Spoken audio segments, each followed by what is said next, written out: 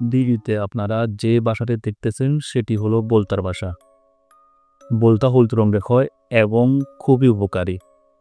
বোলতা হলো আপনার ফুল ফল থেকে আপনার যে ছোট পতঙ্গ তৈরি হয় সেগুলো খেয়ে ফুল ফল উৎপাদন বৃদ্ধি করে এবং সাধারণত পুকুর পাড়ে আপনি যখন ঝোপঝাড় থাকবে সেখানে বোলতা বাসা তৈরি করে। সাধারণত লোকালয় থেকে দূরে বোলতা বাসা তৈরি করে। বোলতার বাসা বৈশিষ্ট্য হলো একটা মোটার সাহায্যে সেটা আপনার মোসাক আকৃতি করে তৈরি করে এবং বোলতা এই বাসার মধ্যে পুরো এক সিজন একটা বছরই থাকবে। আপনার দিতে যেটা আমার কুকুরের বাসা এই বোলতা তৈরি করছে। আমরা এই বোলতা বাসাতে রেখে দিব, কোনো ধরনের ক্ষয়ক্ষতি করব না, কারণ বোলতা খুব একটা আক্রমণাত্মক হয় না। যখন বোলতা বাসাটা দিল ছুটবেন কিংবা এই ঝোপঝাড়টার দৌড়ে নাড়াচাড়া করবেন তখন বোলতা বাসা রক্ষার জন্য আপনাকে আক্রমণ করতে পারে, অন্যথায় কখন আপনাকে বোলতা আক্রমণ করবে না।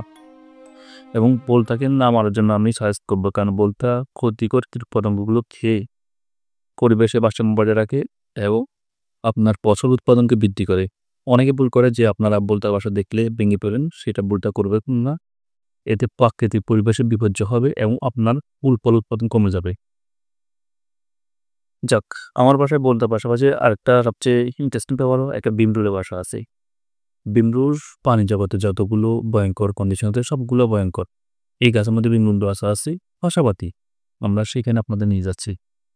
চলুন আমরা ভিমরুল বাসা যাই। এই যে বড় দেখতেছেন এটা হলো ভিমরুল। ভিমরুল সাধারণত মৌমাছি, বোলতা এবং বল্লা থেকে আক্রমণ হয় এবং খুবই ভয়ঙ্কর, খুবই হিংসাত্মক হয়। আপনি যদি ভুলক্রমেও এই ভিমরুলের বাসার নিচে যান এবং একটা ডিম ছুঁড়েন, সঙ্গে সঙ্গে আপনার আক্রমণ করা শুরু করবে। ভিমরুল কুড়া মূলত এই যে দেখতেছেন এটা কুড়া, একটা কলোনি। এখানে প্রায় 40 থেকে 50,000 ভিমরুল আছে।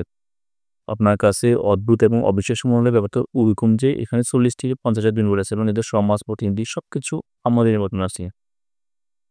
ভিমরুল এভাবে গাছে খুব উঁচু স্থানে বাসা তৈরি করে এবং ভিমরুল খুবই আক্রমণাত্মক। আপনি একটা ভিমরুলকে যদি আপনার ডিম ছুঁড়েন, এই ভিমরুলটা আপনাকে বারবার কামড়াতে থাকবে এবং সাম্প্রতিককালে গবেষণা দেখা গেলো আপনাকে একটা ভিমরুলকে 15 বার কামড় দিয়ে যে বিষটা করে দিবে সেই বিষে একটা মানুষ মারা যাওয়া যথেষ্ট।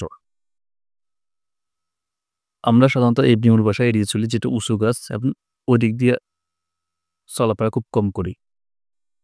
ভিমরুল সাধারণত আপনার তার সমগোত্রীয় কিছু পোকামাকড় খেয়ে আমাদের উপকার করে এবং ভিমরুল খুবই হিংসাত্মক, আক্রমণাত্মক প্রাণী। যে ভিমরুল যেহেতু এক সিজন থেকে চলে যায় সেই জন্য আমরা ভিমরুলকে আর এই বাসাটা আমরা নষ্ট করব না, এভাবে থেকে যাবে এবং আমরা এই স্থান থেকে এড়িয়ে চলবো। আপনাদের বাসাবাড়ির অবস্থানে যদি ভিমরুল হয় আপনারা ভিমরুলকে এড়িয়ে চলবেন, যত সম্ভব ভিমরুল থেকে দূরে থাকবেন।